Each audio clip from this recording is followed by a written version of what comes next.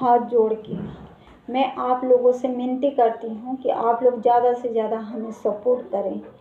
मैं ये कहना चाहती हूँ कि मेरे आगे पीछे कोई नहीं है। मैं ना मेरा कोई ससुराल वाला है, ना कोई मायके वाला है, ना हमारा कोई आदमी का सपोर्ट है।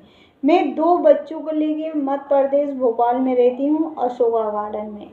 मैं मेहनती हूँ, बहुत मेहनत करती हूँ। अपनी मेहनत की बल पे मैंने ब्रोकरों को काम किया है। ब्रोकरी का काम में हमारा पैसा डूबा हुआ है। और मैं जब थाने में जाती हूँ कि हमारा साहब पैसा दिलवा दो, तो साहब बोलते हैं कि हम पैसा का लेन देन नहीं करते हैं। आप लोग बताइएगा कि कानून किसके लिए बना हुआ है? हम जैसी महिलाओं के लिए बना है। हम एक महिला हैं, काम कर रहे हैं। अगर हमारी पैसा अगर डूबता है तो इसके जिम्मेदार कौन है? अगर सामने वाला काम करवाते हुए तो उसको बहुत अच्छा लगता है कि सामने वाला व्यक्ति ने काम कर रहा है। जब काम करवाने के बाद उसका जब पैसा नहीं देता है तो हम लोग थाने में जाते हैं कंप्लेन करने के लिए, तो पुलिस वाला कोई ऑप्शन नहीं उठाता है। बोलता है कि हम लोग पैसे का लेन देन नहीं करते। क्यों नहीं करते हो? वर्दी किस लिए पहने हो आप लोग? कानून किस लिए बना है? हमें जवाब दीजिए। नहीं है आप लोगों के पास जवाब। क्यों? कि आप लोग उसका काम जरूर करते हो। अगर कोई आप लोगों को 2 पैसा खिलाएगा ना तो उसका फटाफट आप लोग काम करोगे। हम टीआई साहब से भी हमने 2-4 बार उनसे भी हमने विनती किया कि टीआई साहब मेरा पैसा दिलवाइए। हमने मेहनत किया है। टीआई साहब ने बोला हाँ हम करवाते हैं।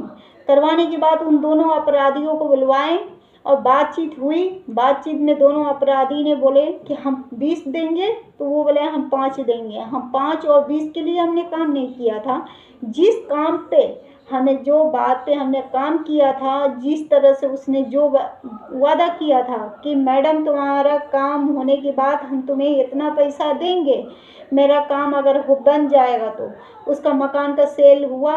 उसने पहले हमको देने का वादा किया था कि हमारा मकान का सेल अगर हो जाएगा तो मैं आपको ऊपर का जो भी पैसा रहेगा वो आपको मिलेगा। अगर हमारा मकान जितने में मैं बता रही हूँ उतने में सेल होगा तो आपको 2% हम देंगे। अगर हमारा मकान ऊपर का भी सेल होता है तो भी आपको ऊपर का भी पैसा देंगे और 1% हमारे तरफ से खुशी से रहेगी। इस तरह से बात करके उस सामने वाला व्यक्ति ने हमसे काम निकलवाया। अब मैं पैसे के लिए हम चक्कर काट रहे हैं थाने में, और पुलिस वाले ने दोनों पार्टियों को बुलवा के हमने पूरी सच्चाई उन लोगों के सामने ला के खड़ा कर दिया। अब पुलिस वाले बोल रहे हैं कि मैडम 25,000 दे रहा है, ले लो। किस बात पे हम लें? जिस बात पे हमारी काम हुई थी, जिस बात पे हमने उसकी बातों पे काम किया, उसके मकान का हमने साल भर से सेल करवाया, हमें पूरा पैसे चाहिए।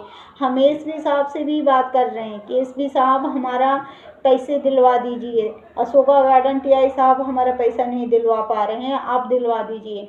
एसपी साहब का भी बोलती बंद हो चुका है। वो बोलते हैं कि हम पैसा का लेन देन क्यों नहीं करते हो ये बताइए। हम लोग एक महिला हैं यार, महिला हैं, मेहनत कर रहे हैं।